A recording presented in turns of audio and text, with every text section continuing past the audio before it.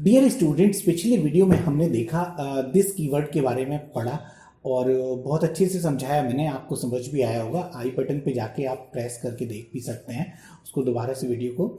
और इस वीडियो का हमारा टॉपिक है इनलाइन फंक्शन। बोर्ड पे जैसे कि लिखा हुआ है क्या, मैंने पावर पॉइंट की स्लाइड बनाई हुई है, इसमें आपको एक एक टॉपिक दिखाता चलूँगा। इनलाइन फंक्शन, तो इनलाइन फंक्शन एक्चुअली है क्या? फंक्शंस तो हमने बहुत तरह के पढ़े, जैसे कि फंक्शन डिस्ट्रक्टर भी था, कंस्ट्रक्टर भी था, function without return, with argument, इस टाइप के बहुत तरह के फंक्शंस थे। लेकिन एक चीज़ आती है कि जब भी कोई फंक्शन बनाया जाता है तो उसका एक प्रोटोटाइप होता है, उसकी एक बॉडी होती है और उसका एक इन्वोकिंग होता है। इन्वोकिंग मतलब कॉलिंग। जब हम फंक्शन को कॉल करते हैं वो अपने प्रोटोटाइप को मैच करता है और सीधा बॉडी पे जाता है और बॉडी पे जाने के बाद एग्जीक्यूट करके वापस आता है।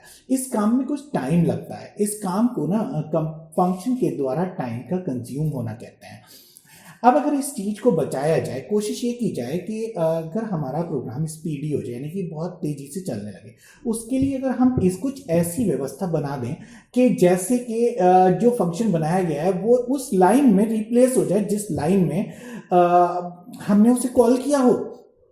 जैसे कि हम प्री प्रोसेसर पढ़ते हैं, प्री प्रोसेसर मेरी सी की वीडियोस में जाके देखेंगे आप, तो वहां क्या होता था कि कोई चीज अगर डिफाइन कर दी जाए तो वो उस लाइन में रिप्लेस हो जाती है जिस लाइन में हमने उसको एक्सेस किया होता है। तो बिल्कुल वही काम अगर यहाँ फंक्शंस के साथ होने लगे तो मुझे लगता है हमारा प्रोग्राम फास्ट हो जाएगा। तो उसके लिए एक कॉन्सेप्ट यूज किया जाता है C++ के अंदर, इनलाइन फंक्शन का कॉन्सेप्ट। तो इनलाइन फंक्शन का कॉन्सेप्ट ये कहता है कि अगर किसी फंक्शन को इनलाइन कर दिया जाए, उसे इनलाइन बना दिया जाए, तो वो अपनी बॉडी को रिप्लेस कर देता है उसी लाइन में वेयर इट इज कॉल्ड, जहां पे इसे इन्वोक किया जाता है। तो देखो मेरी अगली स्लाइड ये कहती है a function that sends its body to the line where it is called is known as inline function। एक ऐसा फंक्शन जो अपनी बॉडी को उसी लाइन में भेज देता है जहां उसे कॉल किया जाए, तो उसको हम इनलाइन फंक्शन कहते हैं। अब इनलाइन फंक्शन के लिए कुछ प्रॉपर्टीज होती हैं जिनको फॉलो करना जरूरी होता है, तभी वो इनलाइन बनता है। तो सबसे पहली प्रॉपर्टी है एन इनलाइन कीवर्ड। इनलाइन यहाँ पे जो येलो में हो रहा है वो आपको दिखाई दे रहा है, वो ये कहता है कि inline is a keyword which is used to show कह सकते हो, या to make a function in line. अगर एक फंक्शन को इनलाइन बनाना चाहते हो तो इनलाइन कीवर्ड का यूज करते हैं हम। तो वहां होता क्या है कि जब भी हम प्रोटोटाइप फंक्शन का लिखते हैं तो कहां लिखते हैं? फंक्शन का प्रोटोटाइप क्लास के अंदर लिखते हैं और उसके आगे यानी कि फंक्शन का नाम या फंक्शन का प्रोटोटाइप हमारे इनलाइन कीवर्ड को क्या करेगा? सक्सीड करेगा, यानी कि फॉलो करेगा। ठीक है, तो if an inline keyword is preceded by the function prototype is defined inside the class. एक बात। दूसरी बात it makes the program execution faster. Program के एग्जीक्यूशन को ये बहुत तेज कर देता है। क्यों? क्योंकि देखो ये वहां जाने के बजाय फंक्शन की बॉडी पे, फंक्शन की बॉडी रिप्लेस हो गई तो एकदम एग्जीक्यूशन स्ट्रेट लाइन में चलेगा। जब स्ट्रेट लाइन में चलेगा तो स्पीड गेट्स फास्टर। ठीक है, अगला कहता है if a definition of any function is defined inside the body of the class by default it becomes in line. देखो अब तक हमने बहुत प्रोग्राम बनाए हैं C++ में जिनमें हमने ये देखा कि हम क्लास के अंदर बॉडीज बनाते थे, गेट डेटा की बॉडी, शो डेटा की बॉडी, कुछ को हम बाहर भी लाते थे। अगर बॉडी किसी फंक्शन की यानी कि डेफिनेशन किसी फंक्शन की क्लास की बॉडी के अंदर डिफाइंड है तो आप ये समझ लें कि वो आप ना करें तब भी वो बाय डिफॉल्ट इन लाइन बन जाता है। इट मीन्स कि it has become the inline. अगर बॉडी बाहर आ गई है और आपको किसी फंक्शन को इनलाइन करना है तो फिर आपको इनलाइन कीवर्ड यूज करना पड़ेगा, वो मैं दिखाऊंगा कैसे करके।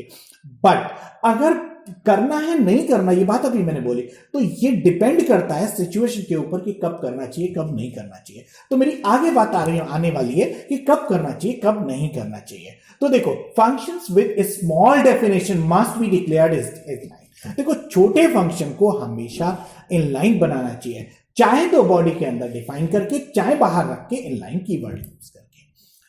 क्यों? क्योंकि छोटे फंक्शन के लिए बार बार जाना पड़े, वापस आना पड़े, बार बार जाना पड़े, वापस आना पड़े, तो ऐसे कॉन्सेप्ट में मैं ये कहूंगा कि स्पीड स्लो हो जाती है। तो क्यों ना उसे इनलाइन कर दूं, उसी लाइन में उस पूरे फंक्शन को सेंड कर दिया जाए, और अगर सेंड कर दिया जाएगा तो स्पीड फास्ट हो जाएगी। तो छोटे फंक्शंस को हमें क्या करना चाहिए? इनलाइन करना चाहिए।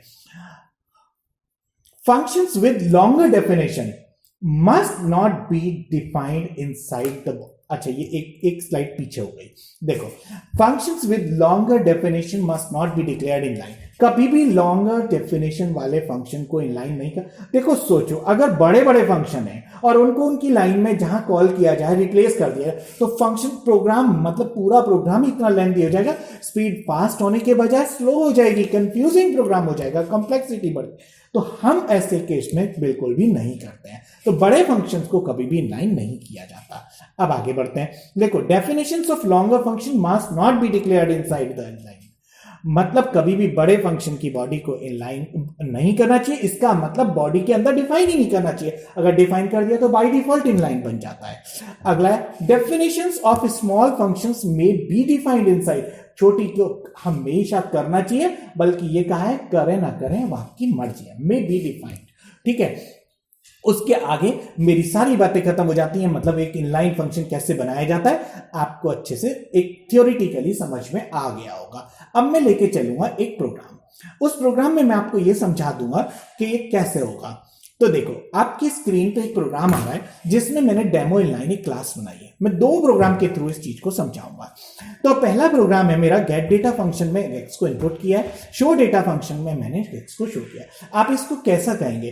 प्रोग्राम को लेंथी फंक्शन कहेंगे, छोटा, बहुत छोटा सिंगल लाइन फंक्शंस बोले जाते हैं ऐसे फंक्शंस को। इन फंक्शंस को इनलाइन करना चाहिए। तो देखो, बॉडी अगर क्लास के अंदर बना दी गई है तो आप करो मत करो इनलाइन, ये बाय डिफॉल्ट इनलाइन हो चुका है और ये प्रोग्राम एग्जीक्यूट होता है, आपको खूब अच्छे से आता है। Object dot gate data and object dot show data.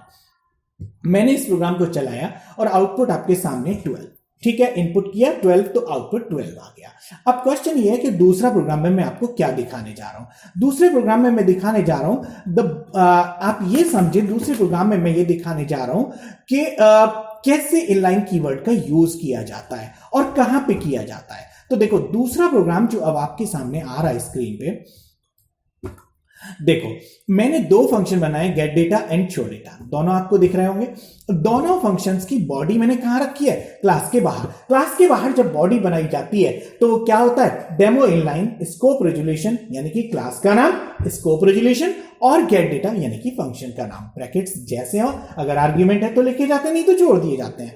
अब इस समय पे मैंने इनको इनपुट कराया और यहां पे मैंने आउटपुट कर दिया। अब दोनों फंक्शन इनलाइन करने की, क्योंकि ये अब क्लास के बाहर हो गए, ये इनलाइन नहीं रहे, लेकिन फंक्शंस की बॉडी क्योंकि छोटी है और ये बाहर बने हुए हैं, तो मेरे को क्या करना चाहिए? मुझे कीवर्ड इनलाइन का यूज करना चाहिए। तो मैंने यहां इनलाइन लिखना होता है जहां फंक्शन के प्रोटोटाइप को क्लास के अंदर डिफाइन किया जाता है। यहां पे मैंने इनलाइन लिखा और ये फंक्शन इनलाइन बन गया। इसके चलने पे मैं यहां पे दिखा नहीं सकता कि स्पीड कितनी बढ़ रही है।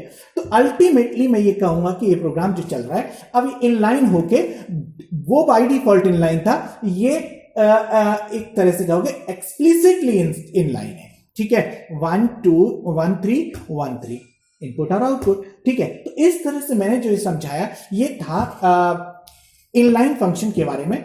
और अगले वीडियो में मैं आपको लेके आऊंगा फ्रेंड फंक्शन। तो फ्रेंड फंक्शन क्या होता है ये समझाने के लिए मैं आता हूं अगले वीडियो में। तब तक के लिए विश यू गुड लक।